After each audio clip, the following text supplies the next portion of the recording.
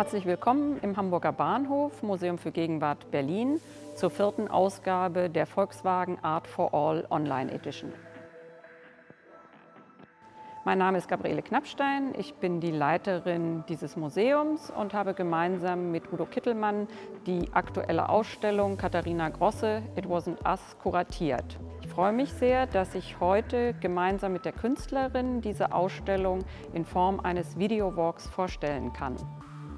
Das große Gemälde, das hier im Innenraum und auf dem Gelände hinter dem Gebäude zwischen Ende März und Mitte Juni entstanden ist, ist für diesen Ort konzipiert worden von dir. Und ich wollte dich fragen, welche Situationen dich interessieren für eine solche ortsbezogene Malerei? Kannst du das beschreiben? Ja, also eine der größten Inspirationen für meine Raumüberlegungen kommt tatsächlich aus dem Fußball oder aus dem Feldspiel.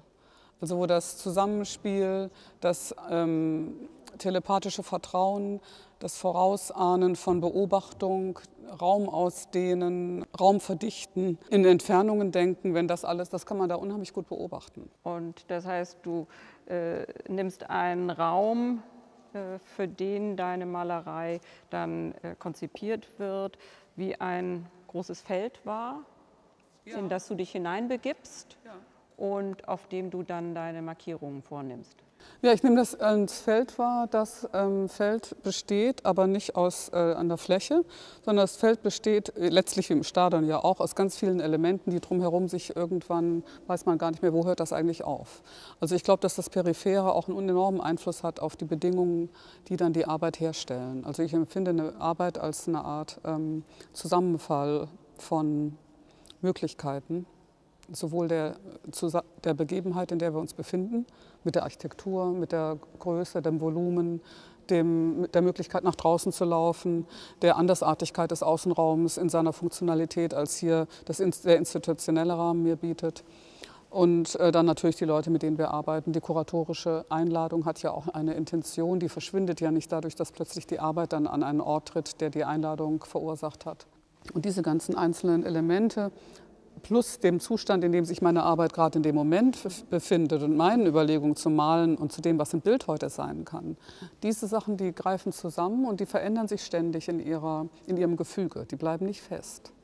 Du hast ja in den vergangenen Jahren wiederholt solche In-situ-Arbeiten machen können im Außenraum, sowohl in einem rauen Umfeld wie in Philadelphia auf einem Bahngelände. Du hast eine Außenarbeit gemacht am Strand in der Nähe von New York mit einem Strandhaus, das du mit deiner Malerei überzogen hast. Zuletzt ein Parkgelände in Aarhus, wo du auch über den Rasen und die Vegetation hinweg gemalt hast. Also deine Malerei, wie du sagst, kann überall landen. Ja, ein Bild kann überall. Also ich finde, Farbe oder ein gemaltes Bild kann überall landen. Es hat eine bestimmte Fähigkeit, in Unabhängigkeit von den äußeren Bedingungen aufzutreten. Aber natürlich wird es durch die äußeren Bedingungen immer konditioniert.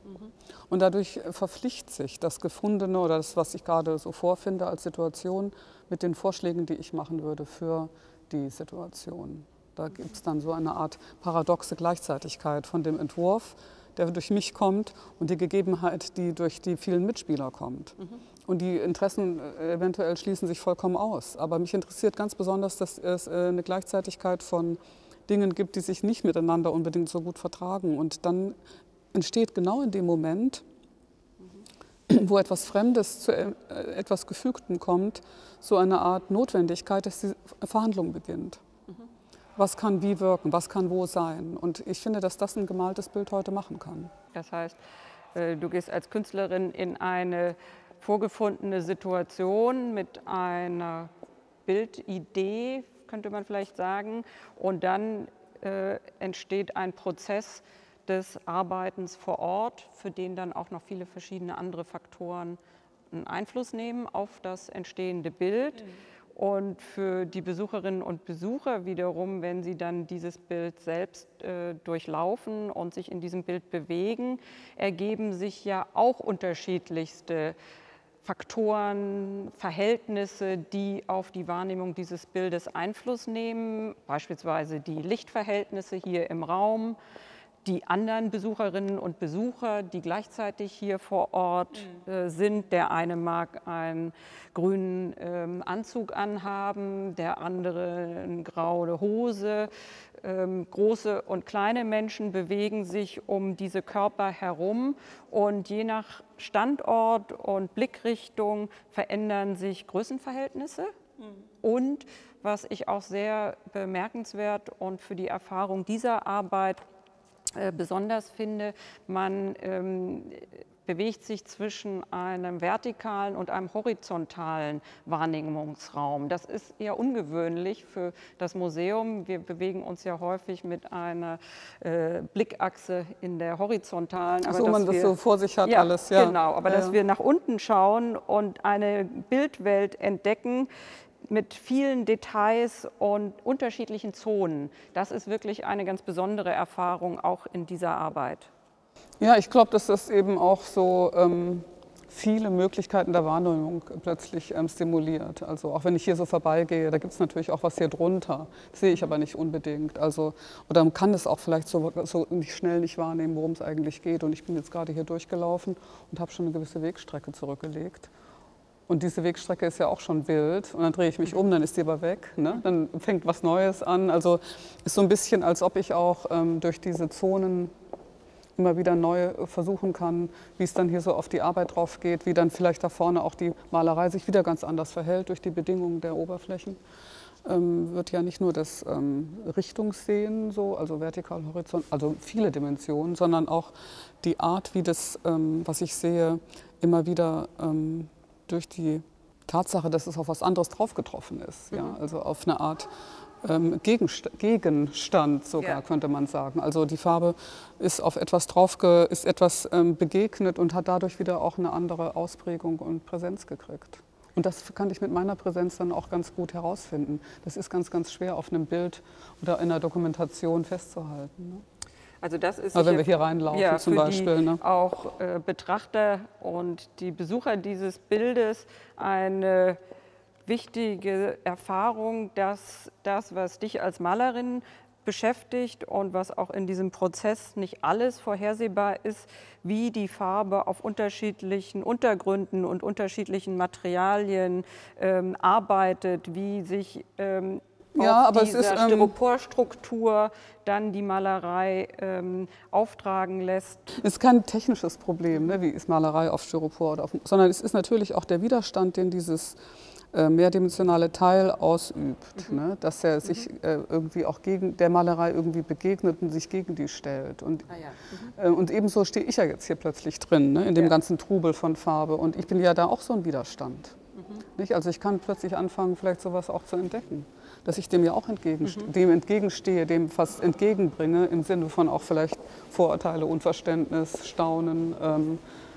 Also diese Form des vielleicht der Kollision eventuell könnte auch sowas wie eine Erfahrung sein. Ne? Und dass es dann dazwischen aber auch eine Lücke gibt, also zwischen den verschiedenen Ebenen, dass da plötzlich Fehlstellen sind, in denen dann das Bild sich nicht hat niederschlagen können, wo es eben durch den Widerstand aber nicht zu einer Abbildung gekommen ist von dem Vorgang. Ne?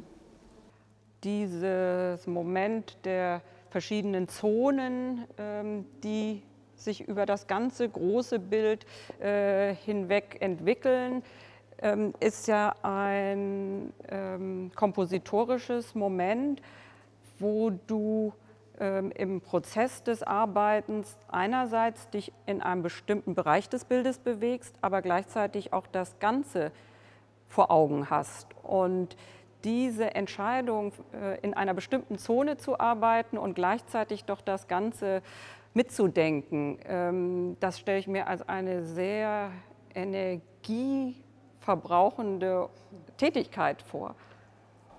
Naja, ich mache ja viele andere Sachen nicht.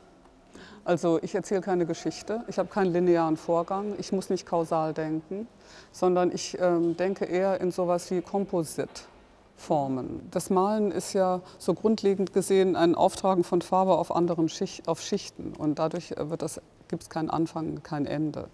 Es gibt auch gerade und das betone ich ganz besonders stark in meiner Arbeit, indem es eben auch keine Wiedergabetechniken gibt. Es gibt keine Fotografie, es gibt keine Zitate, keine Textstücke, nicht?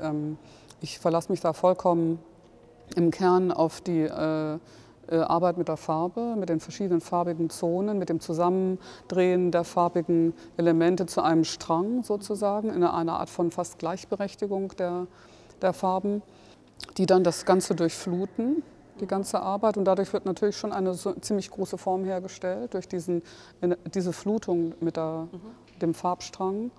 Und dem kann ich Richtungswechsel vornehmen durch diese Sachen. Ich kann aber natürlich habe ich immer diesen Cluster, also immer das Übereinanderliegen dieser vielen Schichten. Das ist eine Form des zeitlichen Denkens, die ist total verschieden von dem, was durch Sprache passiert, durch Film, durch Gehen, durch Laufen, durch Nacheinander, durch sowas wie Blättern oder so.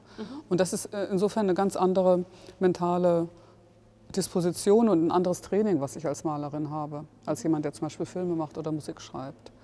Was du da gerade beschreibst als vielleicht spezielle Anstrengung, ist letztlich macht für mich gerade Malerei so interessant. Und das bilde ich natürlich über viele, viele Jahre aus. Also wenn du meine erste Spreearbeit anschaust, aus der Kunsthalle Bern vor fast 20 Jahren, würde ich sagen, war die. Das war ja ein Grün. Und, in einer Raumecke. In einer Raumecke. Und und da konnte ich ganz viele Sachen beobachten, die heute immer noch für mich ganz, ganz grundlegende Prinzipien sind. Wie zum Beispiel, dass der gemalte Raum auf den plastischen Raum trifft, dass das verschiedene Regelwerke sind, die miteinander kollidieren, dass die sich eigentlich ausschließen, aber trotzdem gleichzeitig sind. Und diese Gleichzeitigkeit, die zwingt dich irgendwie auch so in die Präsenz. Denn du kannst ja nicht sagen, Moment, ich gehe nochmal auf Seite 5, da kann ich das dann nochmal studieren. Ne? Oder das lege ich mir als Fotokopie beiseite und nehme es dann, wenn ich es brauche. Was du ja vorhin auch schon erwähnt hast, dass man eben hier durch so eine vielperspektivische Organisation bist du letztlich eigentlich immer gefordert zu gucken, wie geht es da oder was sehe ich dort oder ist das jetzt Wand oder Styropor oder verbindet sich das vielleicht sogar, habe ich hier ein Missverständnis, dann gehst du 5 Schritte weiter und dann gibt es die Frage nochmal neu. Deine Malerei überschreitet Grenzen mit Farben und sie überschreibt Grenzzonen mit neuen Zusammenhängen. Wir haben hier und bewegen uns gerade auf die Grenze zwischen Innenraum und Außenraum zu. Die Malerei erstreckt sich übergangslos aus der Institution hinaus in den öffentlichen Raum. Und es würde mich interessieren, was dich genau an diesen Grenzzonen so beschäftigt. Ja, also ich finde ja immer, dass an der Grenze eine Einladung ausgesprochen ist, neu zu verhandeln. Und gleichzeitig ist es ja auch so, dass die Grenzen, die wir sehen, also diese Raumgrenze zum Beispiel, ist ja auch eine ganz artifizielle Grenze mit so einer Art Markierung, aber unsere sozialen Beziehungen, der Austausch geht ja weit über diese Grenzen hinaus. Also es gibt ja diese Grenzen, aber gleichzeitig bedeuten die dann doch nicht das was wirklich. Ne? Ja, sie sind einmal gesetzt und sie können verändert werden. Ja, sie müssen neu ausgehandelt werden und diese Idee natürlich, dass das Bild sich aus etwas hinaus bewegt, in das es nicht hineingehört. Ich habe mir irgendwie mittlerweile ja diese Frage auch gestellt, denn ich habe nie das Gefühl gehabt, ich würde aus der Leinwand ausbrechen.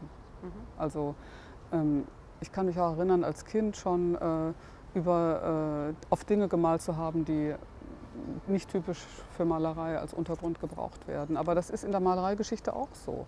Es kann überall drauf sein, auf Holz, auf Steinen, unter der Höhle, auf Blatt, auf Papier, auf Haut. Ne? Es ist die allermöglichste Form der Malerei, haben immer traditionell stattgefunden. Und erst durch das Portabelwerden des in der bürgerlichen Sammlung stattfindenden Tafelbildes gibt es diese Konfusion, dass man aus etwas ausbrechen müsse, um wieder in die Freiheit zu kommen. Und ich sehe es eher so, dass das Bild von außen reinkommt.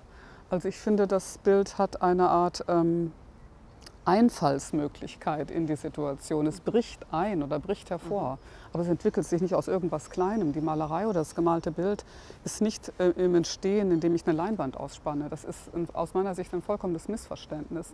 Das gemalte Bild existiert quasi schon und muss nur noch irgendwo landen und da gibt es wunderbare Flächen. Also ob das jetzt der Asphalt ist oder und viele Lebensbereiche kennen das auch.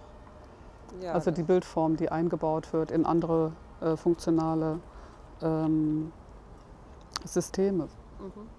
Die Malerei ist der Zusammenhang, in dem man deine Arbeit mit diesen Farben, diese dynamische Arbeit mit den Farben sicher mal zunächst hineinstellen würde. Aber für mich ist ja sehr charakteristisch, dass deine Arbeit multidimensional ist und man könnte sie auch multimedial nennen. Es handelt sich um Malerei, die sich in einer gegebenen Architektur verortet. Für diese Ausstellung hast du große Polystyrolkörper wie eine Bildhauerin bearbeitet und du schaffst eine Inszenierung, in der die Besucherinnen und Besucher zu Mitwirkenden werden. Auch die Licht- und die Wetterverhältnisse, das Vogelgezwitscher, die Geräusche von vorbeifahrenden Autos, zum Beispiel. Eine Skulptur, die hier vor Ort schon gestanden hat, von Bruce Nauman, der Wechsel der Jahreszeiten, alles das hat einen entscheidenden Anteil an der Wahrnehmung des Bildes. Kann man also von einer Gesamtinszenierung sprechen, die sich aus den von dir geschaffenen Formen und Farben sowie unvorhergesehenen, vorgefundenen Momenten besteht? Ja, sicher. Ich würde ganz bestimmt denken, dass es eine theatralische Inszenierung ist von dem, was ein gemaltes Bild sein kann. Das finde ich auch so interessant an der Ausstellung. Also die Ausstellung ist so eine ganz andere Situation als das Betrachten eines Kunstwerkes oder einer Arbeit im Atelier oder in der Privatsammlung. Das hat mich auch, glaube ich, ganz früh dazu gebracht, das zu überlegen, wie das gehen kann für Malerei. Also ich habe das als so ein bisschen absurd empfunden, dass man Wände baut, um dann Bilder dran zu hängen. Yeah. Und habe immer gedacht, es kann doch nicht sein, dass Malerei der Haut des Gebäudes so stark folgen muss, um dann da dran zu sein, wie ein bisschen etwas wegkommen von der Wand. Und das hat mich total fasziniert, darüber nachzudenken, wie weit könnte ich von der Wand wegkommen, dass das Bild noch im Raum sich artikuliert. Ist das Bild nicht vielleicht eine ganz andere plastische, mentale Form als jetzt das ganz Flache, auch wenn es dann nachher auf der Fläche gemalt ist? Könnte es nicht vielleicht sein, dass es so etwas ist, dass es eine ganz andere räumliche Bedingung braucht? Also eine, die vielleicht vom Sehen her kommt, wie das Auge, das ja auch überall so sein kann. Also meine Augenbewegung ist tatsächlich eine sehr, sehr plastische Bewegung, die auch Ausdehnung ermöglicht, wie zum Beispiel hinten gucken auf die Kacheln des Hauses, auf die Dachkachel. Das ist ja fast so wie Fliegen von einem Vogel oder so. Also Entfernungen überbrücken, meinen Körper wohin tun, wo er nicht ist, aber trotzdem Informationen ablesen, die er dann wiederum nach hierhin bringen kann. Und so ist auch, glaube ich, mein ausdehnendes Arbeiten zu erklären und meine damit verbundene Neugier zu gucken, wie wäre es, wenn der malende Körper noch mehr sendet und dann wieder von da reinholt. Und dann war die Überlegung zu sagen, okay, dann baue ich eben etwas, was dann auch zur Ablagerung der Bildform führt. Ja? Könnte das nicht vielleicht auch schon aus dem Malen heraus entstehen, aus den Bewegungen, die im Raum vom Körper vorzunehmen sind? Und das erklärt auch etwas, diese Vielfältigkeit der visuellen Gier, also es ist fast hybrid und ich habe auch ein bisschen Hemmungen. Ich würde sowas eher sowas nennen wie ein Geist, ja, oder so. Ja, also etwas, was zwischen Modell und wirklichem Objekt sich bewegt. Du hast ja eine große Neugier für unterschiedliche Künste. Du bist viel ins Theater gegangen, hast schon als Jugendliche Tanzaufführungen gesehen, interessierst dich für Literatur. Also das ganze Feld dieser medialen Möglichkeiten ist dir bewusst und du arbeitest mit unterschiedlichen medialen Möglichkeiten. Und dann, gerade bei diesen ortsbezogenen Malereien, handelt es sich dann um ein Gemälde auf Zeit. Die Ausstellung, die Arbeit existiert für die Dauer der Ausstellung. Danach wird sie wieder abgebaut und das bekommt das Werk eine besondere Dringlichkeit, denn man kann es ja nur jetzt und hier und für die Dauer dieser Aufführung erleben. Also insofern würde ich hier auch von Aufführen von Malerei sprechen.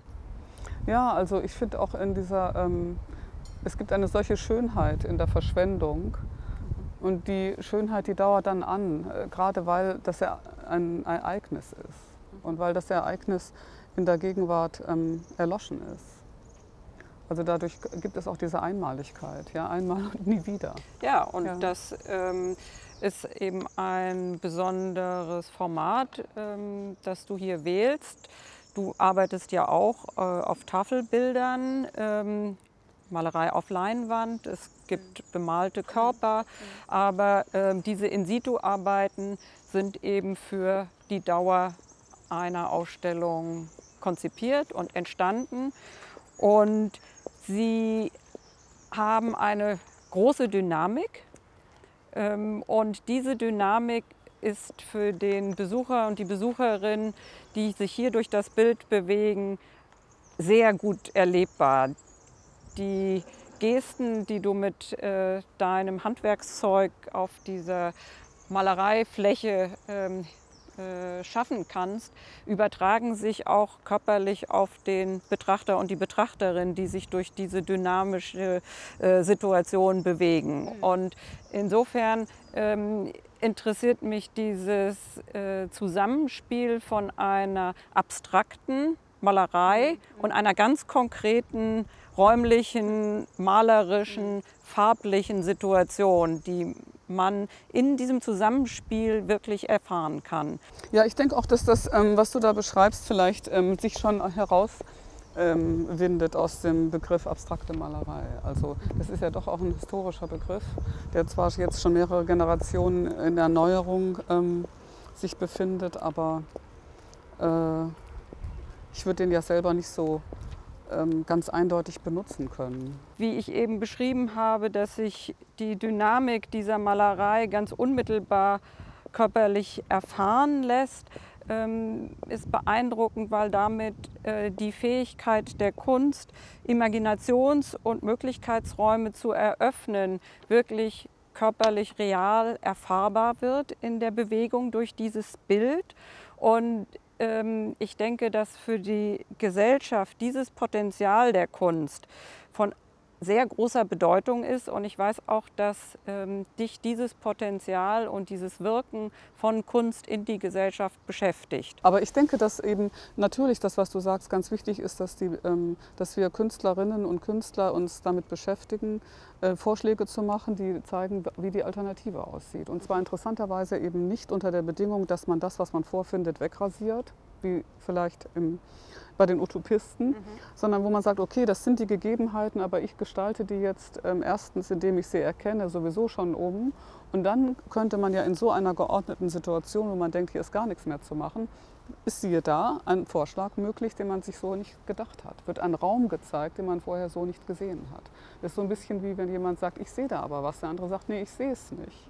Und plötzlich sieht man es dann doch. Und das ist auf jeden Fall eine ganz, ganz wichtige Arbeit, die man machen muss oder die ich auch machen muss als Künstlerin. Wenn mir der Raum gegeben wird, muss ich den ausfüllen. Und ich denke, dass die Stadtgesellschaft das auch sehen muss in einer kleineren Gemeinschaft, nicht nur die große, vielleicht abstrakte Gesellschaft, sondern wir hier auch in der Stadt Berlin. Es ist ganz, ganz notwendig, dass das erkannt wird, was das beiträgt zum Entwickeln von bildnerischem Wissen. Und das ist natürlich ganz toll, dass so eine Institution, die der Gegenwartskunst verschrieben ist, diese Laborbedingungen erschafft für Leute mit einer Entwicklung, die dann irgendwann dazu führt, dass man so eine große Arbeit auch denken kann. Die drängt man ja nicht aus dem Stande Null heraus. Und das ist die Aufgabe und der Auftrag des Museums, für zeitgenössische Kunst Räume anzubieten, der Kunst Raum zu geben und die Besucherinnen und Besucher einzuladen, so eine großartige Arbeit zu erleben. Wir können das in diesem Falle auch im Wechsel der Jahreszeiten. Die Ausstellung ist bis zum 10. Januar 2021 hier im Hamburger Bahnhof Museum für Gegenwart Berlin zu sehen. Und ich danke sehr herzlich Katharina Grosse, dass sie unsere Einladung zu dieser Ausstellung und zu diesem Videowalk angenommen hat und wünsche uns allen und den Besucherinnen und Besuchern eine großartige Erfahrung hier in dieser Malerei. Vielen Dank.